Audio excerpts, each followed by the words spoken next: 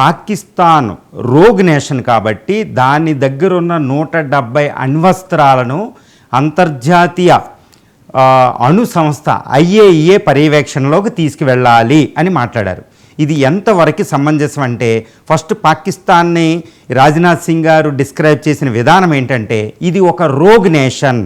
Rogue nation అంటే ఒక భూతం లాంటిదనమాట. అది ఒక పద్ధతి పాడు ఉండదు.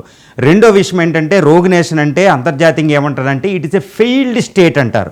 ఒక విఫల దేశం.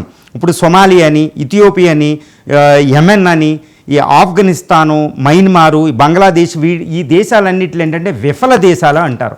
ఈ విఫల దేశం అంటే ఏంటంటే, ఫస్ట్ ఆర్థికంగా, సామాజికంగా, రాజకీయంగా, అంతర్జాతీయంగా వాళ్ళకి ఒక పద్ధతి ఏమీ లేకుండా ఇష్టం వచ్చినట్టు వ్యవహరిస్తూ దేన్ని లేకుండా అంతర్జాతీయ శాంతికి విఘాతం కలిగించే దేశాలనే రోగ్ స్టేట్ అంటది అమెరికా.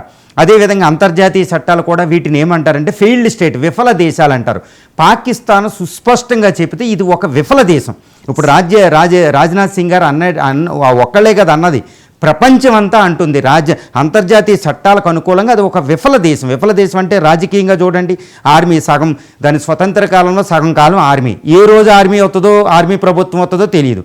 ఏ ప్రధానమంత్రి 5 సంవత్సరాలు పూర్తి చేయలేదు. రాజ్యాంగం 100 సార్లు మార్చారు దానికి వచ్చిన తర్వాత. అంటే రాజకీయంగా దానికి సుస్థిరత లేదు.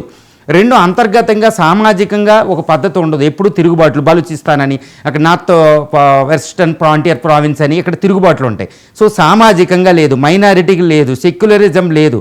ఇంకా ఆర్థిక వ్యవస్థ చూస్తే మనందరికీ IMF ఎప్పుడూ అడుక్కోవడమే. సో ఆర్థికంగా ఏ విధంగా చూసినా అది ఒక ఫెయిల్డ్ స్టేట్, ఒక రోగ్ నేషన్. ఇది సుస్పష్టం రాజ్నాథ్ సింగ్ గారు అన్నట్టు.